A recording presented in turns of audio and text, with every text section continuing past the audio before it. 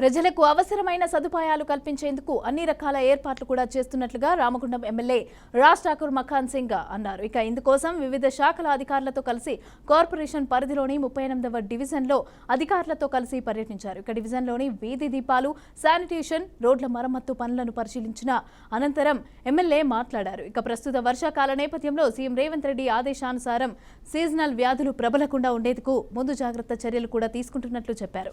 ఇప్పటికే కార్పొరేషన్లో 100 కోట్ల నిధులతో అభివృద్ధి పనులు చేపట్టామని అన్నారు. ఇక రానున్న రోజుల్లో మరింత అభివృద్ధి చేసేందుకు ప్రణాళికలు సిద్ధం చేస్తున్నట్లుగా వివరించారు. ప్రభుత్వం ప్రజల వద్దకు వస్తా ఉంది. ఆ కార్యక్రమాన్ని మొదలుపెట్టాం. కమిషనర్ గారు, మేయర్ గారు, సంబంధిత అన్ని విభాగాల అధికారులు, ఎలక్ట్రిక్ డిపార్ట్మెంట్, శానిటేషన్తో పాటు police department, Singareni, NTPC, RFCL ప్రప్రథమంగా మీకు చూసే ఉంటారు, మీడియాగా అందరూ తెలుసు.